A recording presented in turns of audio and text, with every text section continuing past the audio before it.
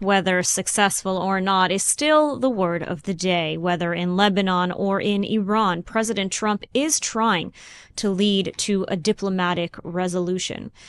There is doubt, however, being cast as to whether talks will be held tomorrow as scheduled in Islamabad.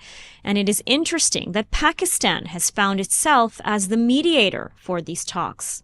Joining us now to discuss the role of Pakistan in these negotiations is Hassan Hashimi Pirzada, Pakistani geopolitical analyst. Thank you so much for joining us today.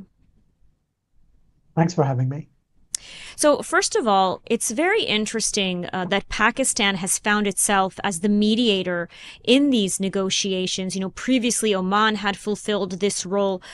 So my question to you, first of all, is how did Pakistan secure this role and why?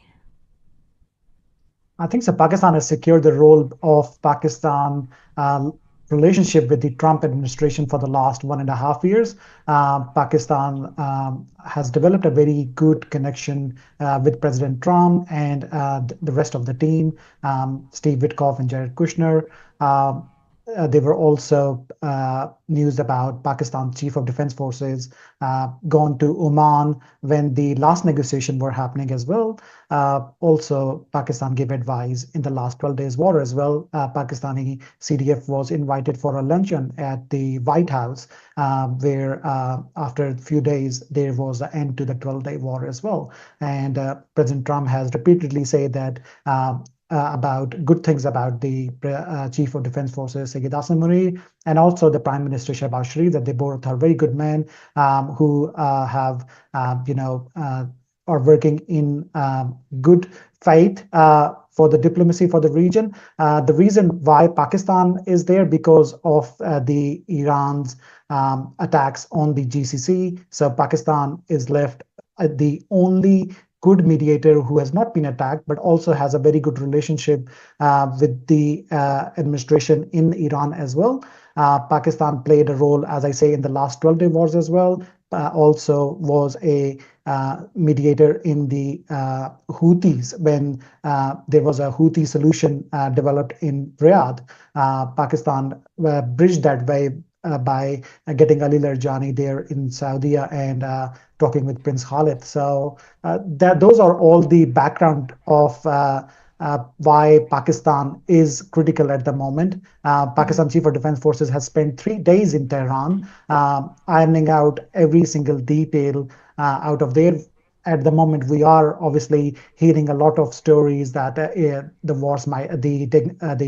negotiation might go ahead or not. But on the ground situation is the diplomatic activity is very high. There are arrival of the U.S. contingent as well, and there is news of Iranians coming as well sooner, later in the day or tomorrow. So what do you, because we are hearing so many contradicting sides, contradicting stories. President Trump insisting that talks are taking place, also insisting that most of the points have practically been agreed upon. But in Iran, they are still saying that huge gaps remain and they are rejecting talks. They rejected them last night. Again, the foreign ministry spokesman rejected them today. But you're saying that there are going to be talks tomorrow in Islamabad. It could at the moment the news is that it's going to happen tomorrow. It can delay a day or so as well. We have just heard the news through Reuters that President Trump has talked with the Chief of Defense Forces, Sayyid Asim Munir, who has advised President Trump on rethinking of lifting the blockade of Iranian vessels in the Strait of Hormuz. So if that happened, that is the only issue which is remaining at the moment.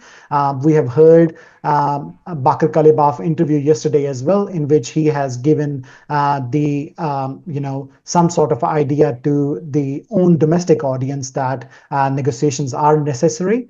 So Iranians last time as well when they were in Pakistan. Before that, there were some kind of domestic posturing happening to please the domestic audience, but the contingent still came, and a very good delegation of a good amount of people from all walks of their political and military were there. So I think so at this time as well, Pakistan is anticipating that they are going to come because the activities in Islamabad point out towards that this is going to happen.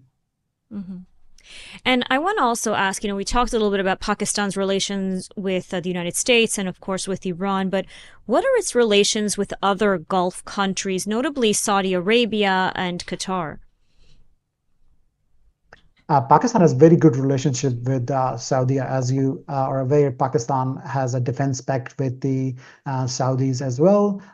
We have seen a small deployment in Saudi of Pakistan air fleets as well. So there's some ground personnel as well. But these relationship with Saudi goes decades long.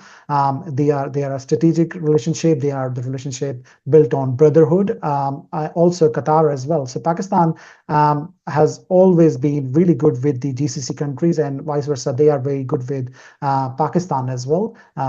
Pakistan is one of the strongest nation in terms of military in that region. So obviously there are strategic alliances between all these countries with Pakistan. So the relationships are really good, and I think so after this war will end, these relationships will enhance more because Pakistan has, presented itself that it's not only just a military might, it's also a good mediator as well. And if the region has to keep, running smoothly, Pakistan will be the new operator in there. Mm-hmm. Now, despite all of this, we did hear very troubling comments from a senior Pakistani official regarding Israel last week. He made some very derogatory comments about Israel. But, looking at this new Middle East vision that President Trump has on the relations between Pakistan and the United States, is there any chance, do you feel, that Pakistan would join the Abraham Accords at the end of this war with Iran once all the dust settles, or are we very far away from such an agreement? I think so. We are very far away from such an agreement. After this war and the war, what happened before as well, all these instances at the moment, I think so, is not the fertile ground for Pakistan to get into Abraham Accord. And that's, I think so, is very far away. Even though if you see other GCC countries getting into that Abraham Accord, Pakistan will be the very last one to get into. I don't see the conditions within Pakistan which are favorable towards that. I think so there is a lot of confidence building measures which need to be happen before that. Once this will go through, we have to see how these negotiations will end and how Iran and US and Israel future relationships will go. I think so that will based a lot on that region as well, and also on Pakistan in the future, but I don't see that happening in the very near future. So still a long ways away. Hassan Hashimi Pirzada, thank you so much for joining us today and for your unique analysis. Thank you so much. And before we continue, a quick word from Haifa University. The University of Haifa stands at the forefront of global impact, ranking #1 in Israel, and has been ranked among the top 100 universities worldwide for sustainability. Here, environmental responsibility, social justice, and academic research come together to build a better future. Haifa International also has adopted the sustainability perspective, where we take part also in high-impact work that is informed by academic research to ensure that we have a better world to live in. From marine research in the Mediterranean to community-focused programs shaping peace and equality, students engage directly with the issues that matter. It's not just a degree, it's an experience, and it opens your mind, your network, and your world. Study where innovation meets purpose on a campus committed to progress, diversity, and global citizenship. Master your mind, live your Israel experience. Shape a sustainable future at U Haifa International.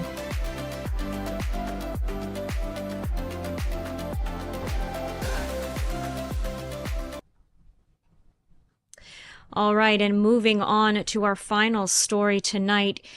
Israel prepares to mark Yom HaZikaron. Beginning tonight, ceremonies are already underway across the country honoring the nation's fallen. ILTV's Mayan Hoffman was at Mount Herzl today. She has the latest. Well, thank you. As Israel enters Memorial Day, ceremonies taking place across the country are set to honor the fallen, with the number of those lost rising over the past year, even as the nation prepares to mark another year of independence.